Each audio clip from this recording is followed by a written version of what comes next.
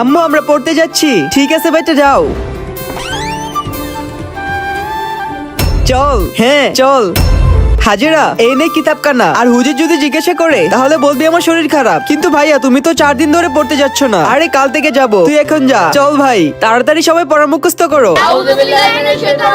আরে হাজেরা বেটা তুমি চলে আসছো? আজকেও তোমার ভাই আসেনি? হুজুর আজকে ওর শরীর খুব খারাপ, এই জন্য ও পড়তে আসেনি। আচ্ছা হাজেরা বেটা ওকে ভালো কোনো ডাক্তার দেখাও। জি হুজুর।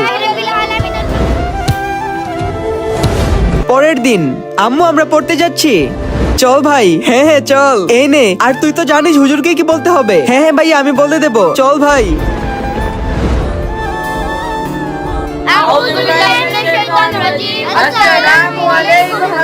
ওয়ালাইকুম আসসালাম।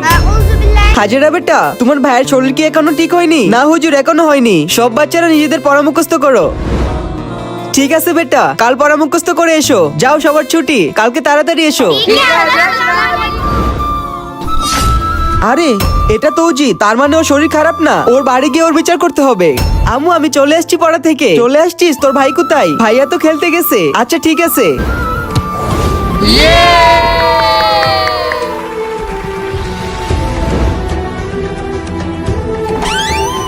হাজেরা আজকে দেখবো শয়তানকে হারিয়ে কে কে আল্লাহকে ভালোবাসে। যারা আল্লাহকে ভালোবাসে তারা ভিডিওতে লাইক এবং চ্যানেলটি সাবস্ক্রাইব করে দাও। আর শয়তানকে ভালোবাসলে লাইক সাবস্ক্রাইব কিছু করতে হবে না, আর কমেন্টে আল্লাহু আকবার লিখে যাবে। জি হুজুর। হাজেরা বেটা তুমি মিথ্যা কেন বললে যে তোমার ভাইয়ের শরীর খারাপ? কি শরীর খারাপ? কিন্তু ও তো একদম ঠিক আছে। আপনার মেয়ে বলছে ওর ভাইয়ের শরীর খারাপ। হাজেরা বেটা মিথ্যা কেন বললে? হুজুর আমার ভাইয়া ফুটবল খেলতে চেয়েছিল, তাই আপনাকে মিথ্যা বলতে হয়েছে। আম্মু দেখো আমার ট্রফি।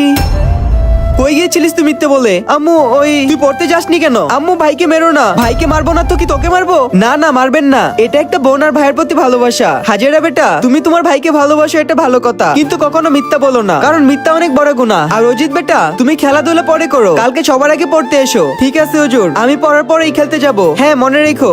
ভিডিওটি ভালো লাগলে ভিডিওতে লাইক এবং চ্যানেলটি সাবস্ক্রাইব করে কমেন্টে আই লাভ বোন লিখে যাবে।